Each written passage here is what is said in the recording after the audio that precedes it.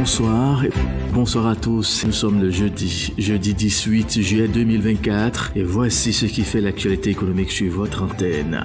Au Ghana, les indicateurs financiers sont à nouveau ouverts à l'Office du cacao.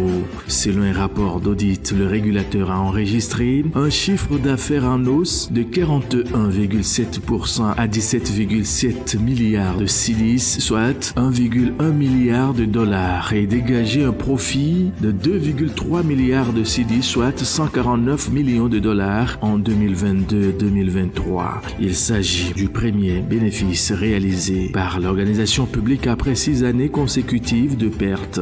D'après les explications fournies par Ray Ankra, DG adjoint du Cocoa Board, cette embellie financière est le résultat de la restructuration de la dette engagée par les autorités. Plus globalement, la bonne santé financière du Cocoa Board intervient alors que les difficultés s'accumulent durant cette saison cacaoyère, avec une récolte attendue en baisse à moins de 500 000 tonnes et des exportations qui devraient reculer en volume. Cette situation pourrait mettre à mal les liquidités de l'organisme public qui, selon le rapport d'audit, ne sont pas encore suffisantes malgré le profit enregistré pour lui permettre de faire face à ses obligations financières. Toutefois, selon certains observateurs, avec les prix du Cocoa Board qui ont plus que doublé cette année, le chiffre d'affaires global du Cocoa Board pourrait encore s'inscrire en hausse cette année.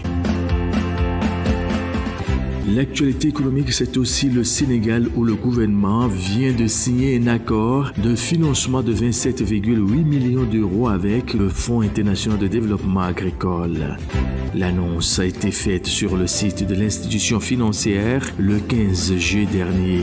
L'enveloppe servira à financer la mise en œuvre du programme de résilience du système alimentaire en Afrique de l'Ouest au Sénégal. D'après Matteo Marchisio, directeur pays du FIDA, ce programme devrait contribuer à améliorer la sécurité alimentaire et nutritionnelle au Sénégal en renforçant la capacité des organisations de producteurs à adopter des pratiques et des technologies climatiques rationnelles et agroécologiques. Selon les responsables, le FSRP sera mis en œuvre à l'échelle nationale, mais cible principalement l'ouest et le sud du Sénégal, ainsi que les régions des Niayes.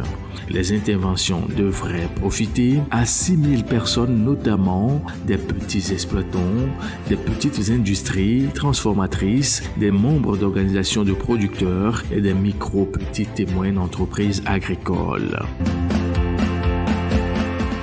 Au point 3 de l'actualité économique de ce jour, disons que la production africaine de riz usiné est attendue à 28,4 millions de tonnes en 2024 et 2025, soit en hausse de 4% par rapport à l'année précédente. C'est ce qu'estime la FAO dans son rapport bisannuel sur les perspectives de l'alimentation publié le 13 juin dernier.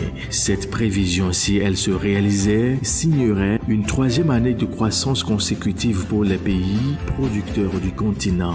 D'après l'organisme onusien, ces projections se fondent principalement sur un rebond de l'offre locale anticipée par la filière tanzanienne qui bénéficiera de précipitations abondantes. Premier producteur de riz d'Afrique de l'Est, la Tanzanie devrait ainsi enregistrer une croissance de 26% de sa production de riz blanchi à 2,9 millions de tonnes, soit 600 000 tonnes de plus que l'année précédente. Par ailleurs, une amélioration de l'offre est attendue dans plusieurs pays d'Afrique de l'Ouest, dont le Bénin, le Burkina Faso, la Guinée, le Mali, le Sénégal, la Sierra Leone et le Togo. La FAO souligne également que la production de riz des pays figurant dans le top 3 des principaux fournisseurs sur le continent, constitués du Nigeria, de l'Égypte et de Madagascar, devrait stagner en 2024 et 2025 pour diverses raisons. Parlons à présent Burkina Faso avec plusieurs actifs aurifères au pays des hommes intègres. BIC veut devenir un producteur d'or de premier plan au cours de la prochaine décennie. Jugés non essentiels par Ansara, les projets Kouri et Babonga n'en sont pas moins prometteurs au regard des résultats d'exploration obtenus jusque-là par la société australienne. Le groupe BIC a fait de grands progrès sur ses autres actifs au Burkina Faso et nous sommes convaincus qu'il est le bon groupe pour poursuivre l'exploration à Kouri et Babonga au bénéfice de la communauté locale et du gouvernement du Burkina Faso, a commenté Tim Strong, le DG d'Ansara. Notons que la contrepartie obtenue de la vente de ces projets payables en plusieurs tranches sera utilisée pour développer l'actif phare d'Ansara, le projet aurifère Kada en Guinée. Ce dernier héberge 923 000 onces d'or avec un potentiel de hausse significatif.